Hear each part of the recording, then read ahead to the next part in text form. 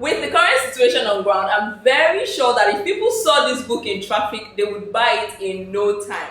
Now, over the weekend, this picture made rounds and people were circulating it, how to move to Canada from Nigeria from Oshodi under bridge. I'm like, how do you even say this? How do you come up with something like this? Is this how much you want to jack back from this country? Well, this is Welcoming into Unplug, where we give you all the details on everything you need to know happening around you and outside the country. Of course, we give you details on entertainment. I'm talking music, movies, as well as reality TV. And we also give you things happening nationally, politics-wise, and thereabouts. And we also give you stuff happening on foreign scene. So why wouldn't you want to listen to this show again? This is brought to you by Every NG, and my name is Judith. Now let's go into the headlines.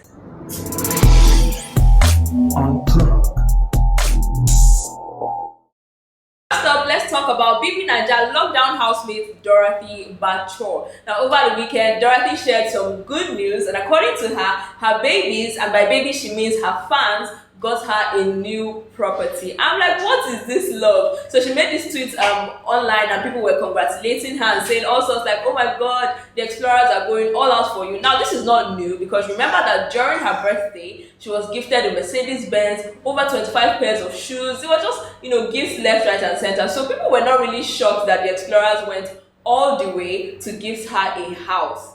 Now, some other people were like, this whole BB Naija fame thing is dying down. So how is it that at this point is where you're getting the house? Are you lying to us, or what is really the source of this property? Well, Dorothy has said that it's her fans that got her the house. So there we have it. Let's move on from Dorothy and talk about Kiddwaya a bit. And it's not really great news for, the Wire Dem chairman, as he has been dragged for a video that he posted online.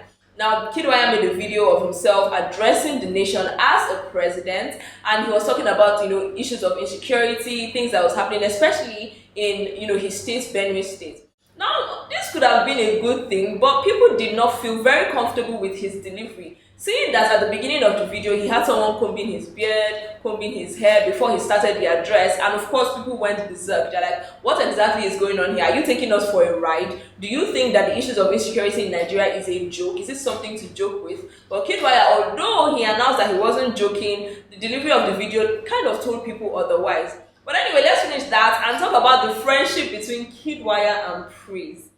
For a while, they've been hanging out. I started off as gym buddies. They're like, oh, okay, anybody can be gym buddies. But now they're going out together, lounging together, dancing together.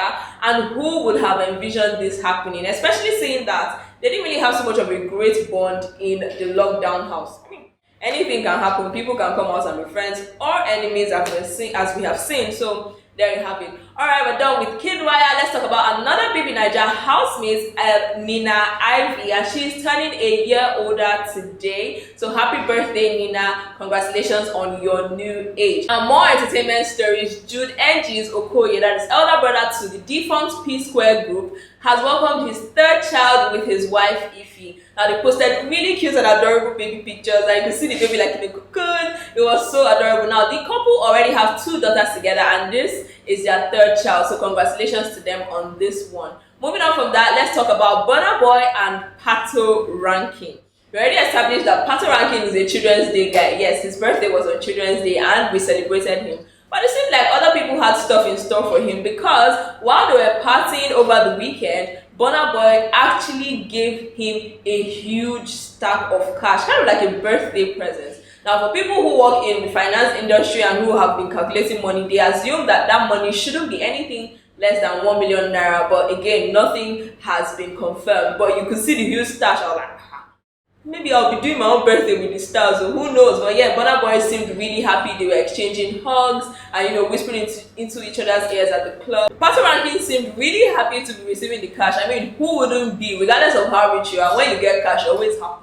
Your mood elevated. So yeah, congratulations to Pato Ranking on that one. Now let's move on from that to more serious stories and things that are happening. And as of this morning, it was reported that a former presidential aspirant, Omoyele Sowore, was shot during a protest in Abuja. Thankfully, he is okay, he's receiving medical care now, but according to the reports, he was shot by a policewoman while he was protesting at Unity Fountain in Wuse, Abuja. Moving on from that, we're talking about the unfortunate death of an APC chieftain who was the former aide to the ex-president Goodluck Jonathan, Ahmed Gulak. Ahmed was killed on Saturday evening while he was making his way to the Salmon Bakwe Airport in Imo State. Now, according to the reports, a red Sienna overtook his car where he was with 3 other people, and unfortunately, he was not with any security aids whatsoever, and he was shot dead. Now, people have been reacting to this story. Condolences have been pouring in for his family, and of course, our thoughts and our prayers are with his family. Still on the cases of people who died over the weekend, an ex-High Court judge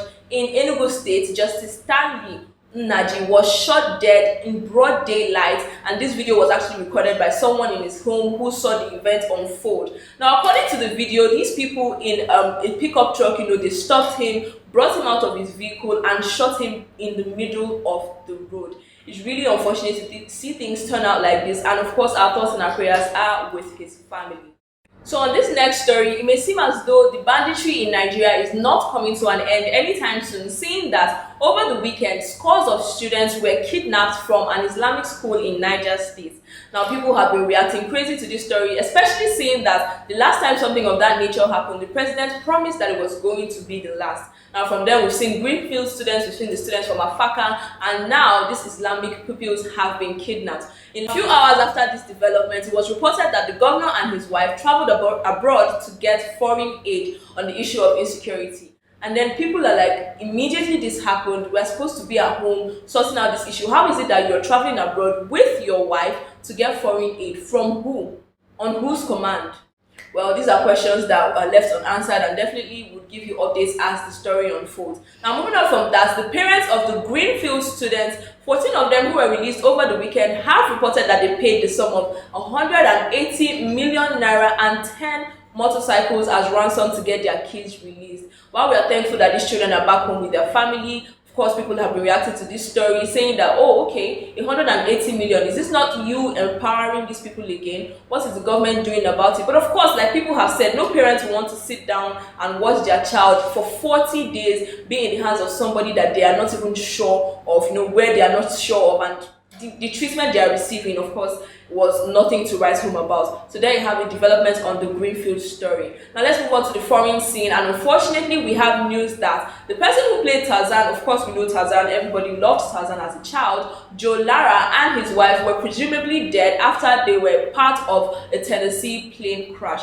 Of course, there's no confirmation to this story, but of 7 people who have been assumed to be dead, Joe Lara and his wife are among those people. Our thoughts are with the family. Hopefully, we get good news from this moving forward. Now on sports, we have some good news, thankfully, as Chelsea flogged Manchester City over the weekend, beating them 1-0 and taking the UEFA Champions League Cup for the second time, because Chelsea really corrected and said again when it was reported. So congratulations to Chelsea fans on that one. However, Pep Guardiola, the coach of Manchester City, is not anybody's favorite person on the internet right now. He was being dragged, for his formation, for the lineup that he put on the finals. Now, people were saying, okay, you're bringing newbies to play against Chelsea on the final leg. How is that reasonable? But anyway, he did what he did, and we are where we are. But anyway, people have been celebrating in a very weird way, especially Nigerians. Now, we saw people having rallies. Some people placed bets, like Messi, aka who placed 5 million naira. But this particular picture took me off. Now, a church in Nigeria actually went ahead to do Thanksgiving for Chelsea's win. Now, the picture I'm showing you above is really funny. It's saying, that they're celebrating May celebrants, like May children, people born in May, and Chelsea's win.